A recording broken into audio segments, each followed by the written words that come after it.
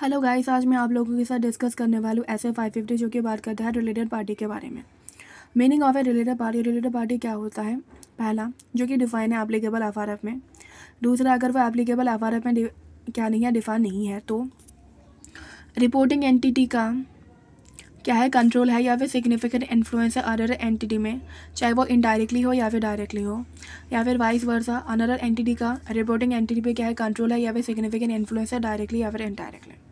और तीसरा पॉइंट क्या है, यह रिपोर्टिंग एंटिटी और अनदर एंटिटी के बीच में क्या है, कॉमन कंट्रोल है। मेरे साथ बोलिए, रिपोर्टिंग एंटिटी और अनदर एंटिटी के बीच में क्या है, कॉमन कंट्रोल। कॉमन कंट्रोल का मतलब या तो कॉमन ओनरशिप है, या तो कॉमन मैनेजमेंट है, कॉमन मैनेजमेंट, कॉमन की मैनेजमेंट, या फिर इन दोनों के जो ओनर्स है वो क्या है, फैमिली मेम्बर। तो इन तीनों केस में क्या होता है, रिलेटेड पार्टी होते हैं।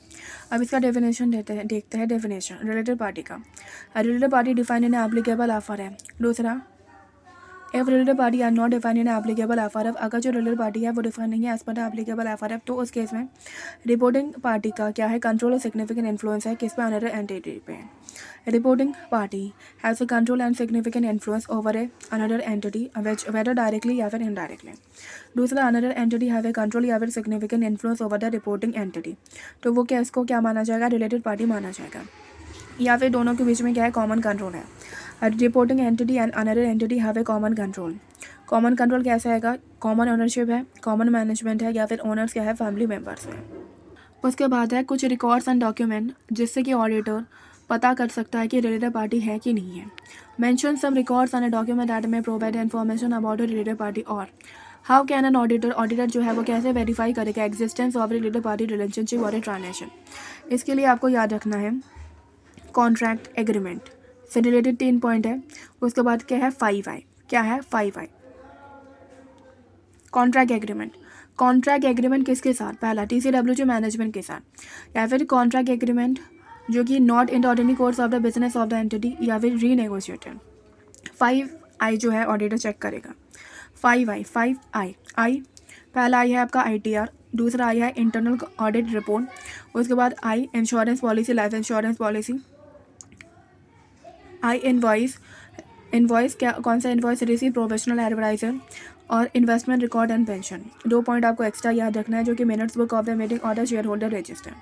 अगर ये क्वेश्चन आपके एग्जाम में आया तो आपको स्टार्टिंग ऐसे करनी है। एज पर ऐसे 550 रिलेटेड पार्टी के बारे में ये बात करता है, auditor responsibility to obtain service and prepare audit evidence regarding the related party relationship audit violation.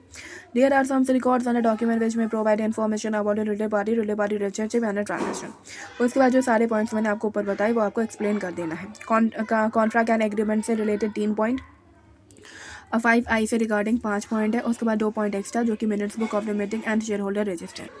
उसके बाद अगर ऑडिटर को आइडेंटिफाई हुआ है कोई रिलेटेड पार्टी रिलेशनशिप या फिर ट्रांजेक्शन जो कि मैनेजमेंट ने उसको नहीं बताया, डिस्क्लोज नहीं किया। क्या पॉइंट है ये आपका, क्या टॉपिक है, अगर ऑडिटर को आइडेंटिफाई हुआ है, अगर ऑडिटर को मिला है कोई ऐसा रिलेटेड पार्टी रिलेशनशिप या फिर ट्रांजेक्शन जो कि मैनेजमेंट ने उसको नहीं बताया, तो ऑडिटर क्या करेगा, मेरे साथ बोलिए। तो ऑडिटर क्या करेगा, ऑडिटर 6 चीज़ें करेगा। पहला, कम्युनिकेट करेगा अपने other member of the engagement team को। उसके बाद वो इंक्वायरी करेगा मैनेजमेंट के साथ कि क्यों आपके इंटरनल कंट्रोल फेल हो गए इस रिलेटेड पार्टी को आइडेंटिफाई करने के लिए।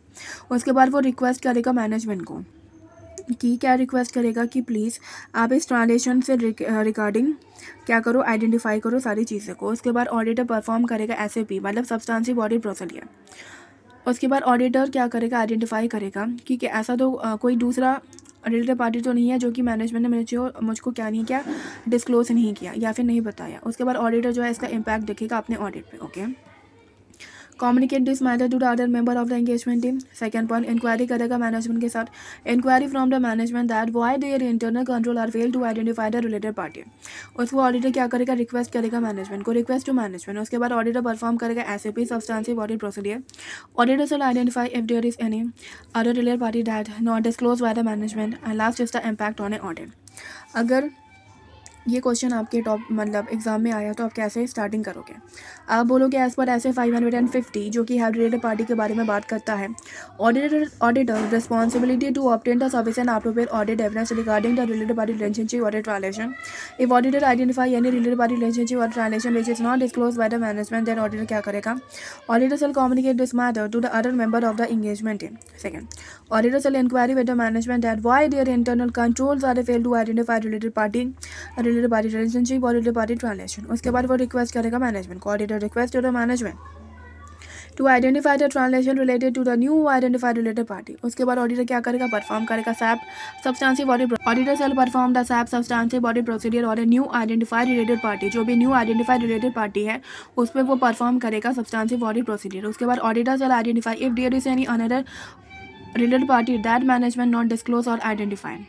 उसके बाद if non disclosure are intentional, अगर जो नॉन डिस्क्लोजर जो है वो इंटेंशनल था, अगर जो नॉन डिस्क्लोजर था वो क्या था, इंटेंशनल था, तो ऑडिटर इसका इम्पैक्ट देखेगा अपने ऑडिट पे।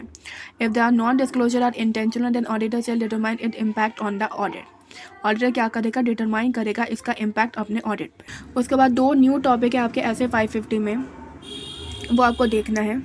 That is the engagement team discussion. First is the engagement team discussion. एक ऑडिटर जो है वो अपने एंगेजमेंट टीम से क्या क्या डिस्कस करेगा। ऑडिटर जो है वो अपने एंगेजमेंट टीम से क्या क्या डिस्कस करेगा।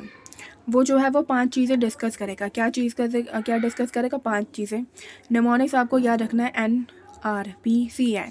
मैंने साथ बोलिए NRPCI। एन का मतलब नेचर एंड एक्सटेंशन, आर का मतलब रिकॉर्ड्स एंड डॉक्यूमेंट, पी का मतलब प्रोफेशनल स्केप्टिसिज्म, सी का मतलब सर्कमस्टेंस एंड आई का मतलब इंपॉर्टेंस, राइट। एन का मतलब nature and extension. Nature and extension for related party relationship translation के रिगार्डिंग। सेकेंड, आर का मतलब क्या था, records and document. Records and document that में प्रोवाइड ए इंफॉर्मेशन अबाउट। कौन से ऐसे रिकॉर्ड्स एंड डॉक्यूमेंट है जो कि प्रोवाइड करते हैं information about related party relationship, related party translation. उसके बाद ऑडिटर को मेंटेन करना है professional scepticism through out the audit. Maintain professional scepticism through out the audit, ये आपका थर्ड पॉइंट हो गया। फोर्थ पॉइंट क्या था आपका, सर्कमस्टेंस।